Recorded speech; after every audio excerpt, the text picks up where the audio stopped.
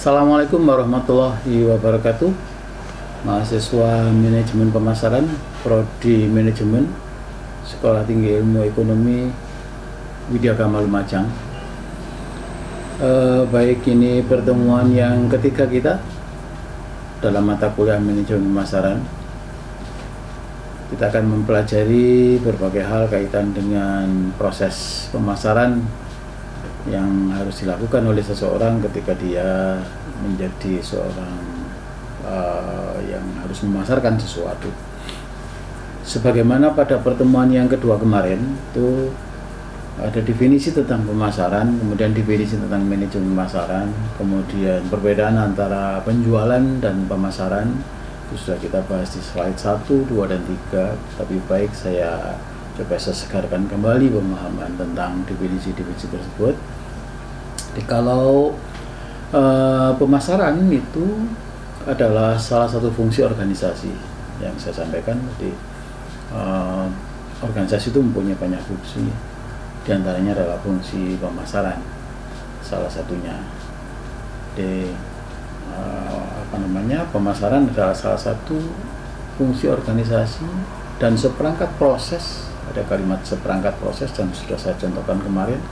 Seperangkat proses untuk menciptakan, mengkomunikasikan, dan menyerahkan nilai-nilai kepada pelanggan, serta menjalin hubungan dengan pelanggan dengan cara-cara yang menguntungkan organisasi dan para pemegang saham atau pemilik atau pengusaha.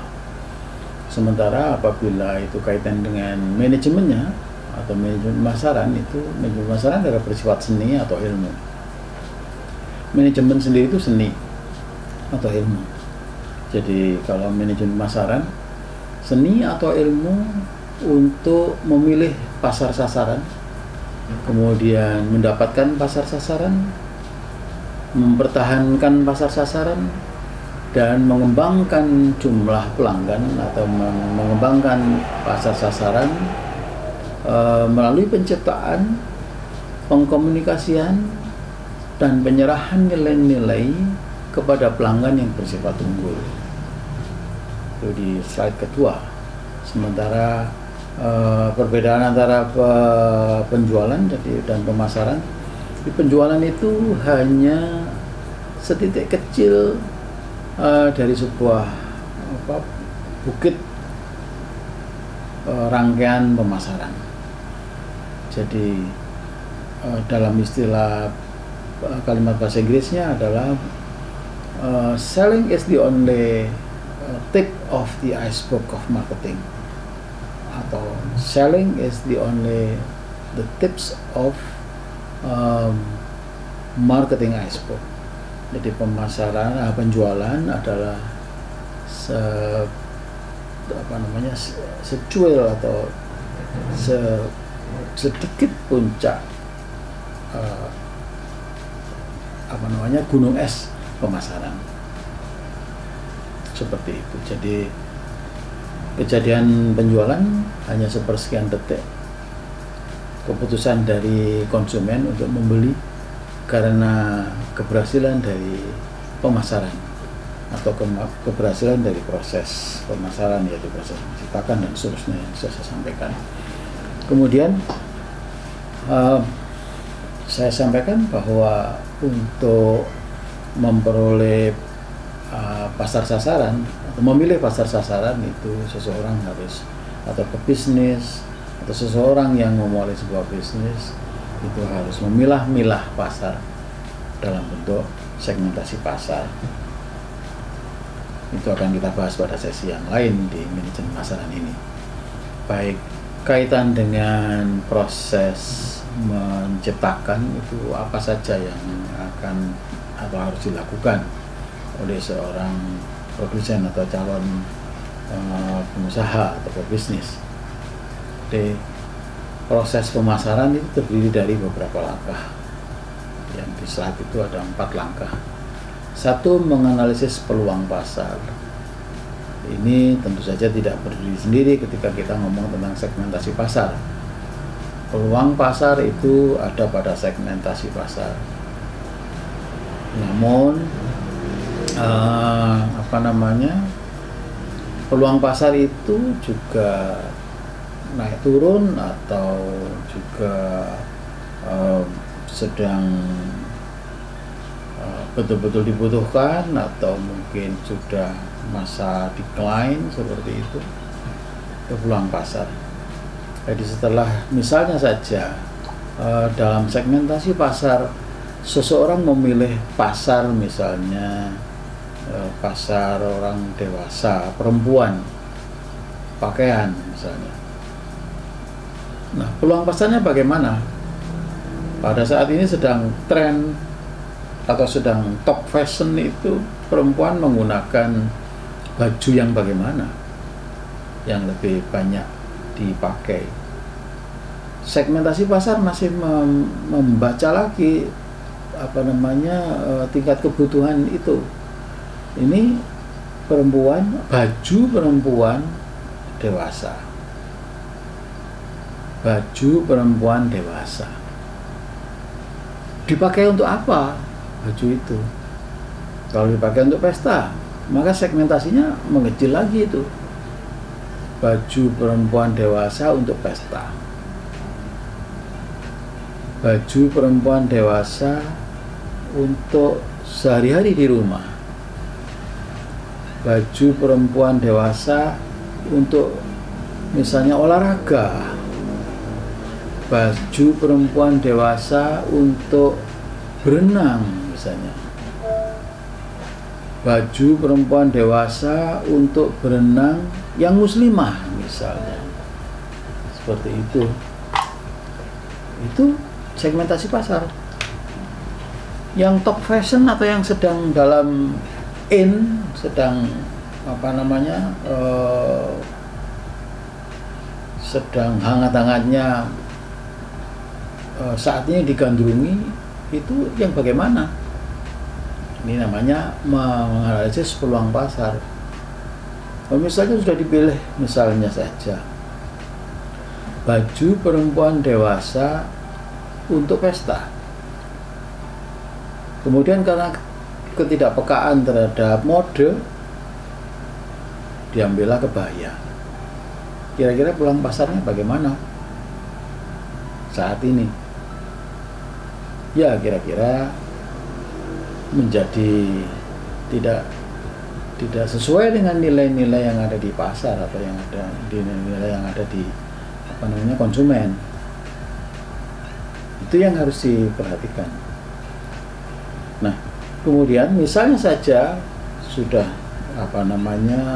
diputuskan setelah analisa, kemudian baru memutuskan oke, baik, saya akan membuka sebuah bisnis dengan segmentasi wanita yang usia dewasa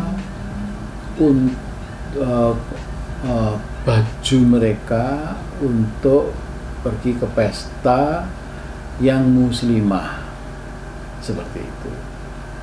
Nah, sudah keputusannya tadi ada beberapa langkah kan ya. Segmentasi pasar tadi, segmentasinya besar, wanita gitu. Wanita yang bagaimana? Yang usianya kira-kira dewasa. Terus yang bagaimana? Bajunya kita ambil gitu. Untuk peluang bisnis. Baju yang bagaimana? Untuk kebutuhan apa? Untuk kebutuhan pesta. Dia seorang muslimah. Jadi detail sekali membuat segmentasi pasar itu. Nah, baru kalau sudah, oke, saya akan berbisnis di yang saya sampaikan tadi itu. Mulai disusun sebuah strategi pemasaran. Strategi pemasaran itu adalah perencanaan bagaimana kemudian tadi segmentasi itu untuk sampai kepada peluang pasar tadi. Maka itu disebut dengan targeting atau target pasar. Disusun strategi untuk apa yang sudah dia rencanakan sampai kepada pasar, sampai kepada konsumen, yaitu seorang wanita dewasa, baju dia yang digunakan untuk pesta, dan dia adalah muslimah. Oke.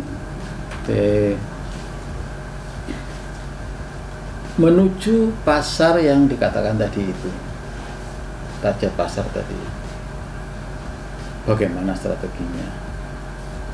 Maka ada langkah-langkah yang diambil. Misalnya saja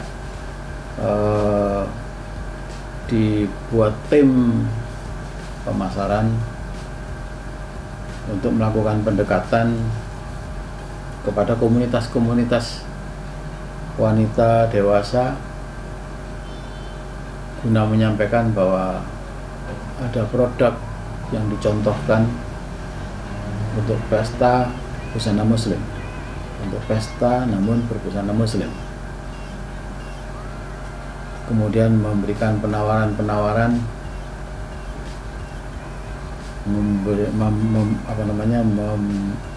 membuat strategi bagaimana pemangkasan alur pemasaran atau distribusi dari pengusaha untuk sampai kepada user atau pengguna. Kira-kira dalam strategi pemasaran itu ada berapa langkah yang kemudian akan diambil? Ada beberapa teknik strategi pemasaran yang diantaranya ada atau targeting itu, ada target pasar publik atau mass marketing, marketing massal. Ada marketing yang fokus langsung atau niche pada titik tertentu pasar. Ada yang mengkombinasikan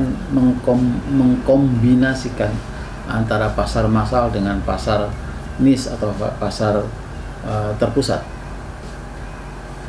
Ada yang kemudian mempunyai strategi pemasaran domestik. Kira-kira strategi pemasaran yang mau dipakai yang mana? Kemudian bagaimana menuju bagaimana strategi di dalam melaksanakan strategi pemasaran tersebut, langkah-langkah di dalam melaksanakan strategi pemasaran tersebut. Ini semua harus direncanakan dalam bentuk perencanaan program pemasaran. Jadi strategi tadi, oke, baik, strateginya adalah kita akan menggunakan, misalnya saja ya, kalian menjadi pengusaha, kita akan menggunakan strategi mengkomunikasikan antara strategi massal dengan strategi terfokus atau terpusat. Kita juga akan menggunakan strategi domestik seperti itu. Baik, kalau begitu kita akan membuat perencanaan program seperti ini. Ditulislah programnya. Setelah itu aktualisasinya atau eksekusinya adalah mengorganisir pelaksanaannya dan mengendalikan upaya pemasaran. Gitu. Jadi sebesar bisnis sebesar apapun, persoalan kendali pasar itu tetap di tangan produsen. Kira-kira distribusi barang atau jasa yang dia buat itu usernya berada di mana dan siapa, itu produsen yang visioner, produsen yang baik, produsen yang berstrategi akan punya data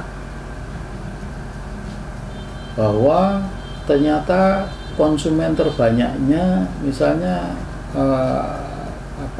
wilayah, kira-kira pemasarannya ada di mana wilayahnya. Jawa Timur. Di Jawa Timur ada berapa kota? 33 misalnya. Dari 33 kota itu kemudian dibuatlah strategi pemasaran yang domestik. Pemasaran domestik itu maksudnya adalah pasarnya adalah pasar sekitar pasar domestik itu. Pasar domestik itu sebuah strategi yang disebut domestik atau lokal, itu adalah strategi yang akan diraih pasar lokal. bukan berarti bisnis itu kecil, tapi itu adalah belalai dari sebuah bisnis. Misalnya saja Indomaret itu domestic marketingnya luar biasa. Jadi, siapa yang bilang Indomaret kecil? Indomaret itu besar. Sasarannya adalah target pasar lokal atau domestik. Semua yang cabang, yang waralaba itu domestic marketing strateginya, salah satu strateginya. Seperti itu. Nah, bagaimana mengendalikan itu semua? Ini upaya-upaya pemasarannya. Seperti itu ya. Di proses pemasaran terdiri dari 4 langkah: menganalisis peluang pasar, tadi saya bicara segmenting atau segmentasi pasar, menyusun strategi pemasaran, itu ada peristiwa targeting. Setelah merencanakan program pemasaran, dari targeting tadi itu direncanakan strategi-strateginya, kemudian mengeksekusinya, melaksanakannya, dan mengendalikan upaya pemasaran. Apa saja kemudian yang bisa dipasarkan? Dipasarkan kembali kepada definisi pemasaran. Pemasaran adalah salah satu fungsi organisasi dan seperangkat proses untuk menciptakan, mengkomunikasikan, menyerahkan nilai-nilai kepada pelanggan, serta menjalin hubungan dengan pelanggan dengan cara-cara yang menguntungkan organisasi dan para pemegang saham. Apa saja yang dipasarkan?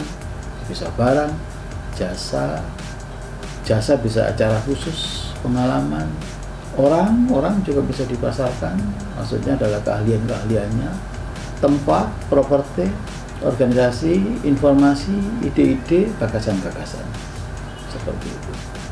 Barang, ya semua orang tahu ya, barang itu wujud. Yang tidak wujud ada nggak barang? Nggak ada. Angin Pak, tidak wujud. Kata siapa? Angin itu wujud. Buktinya kita bisa merasakan ada angin.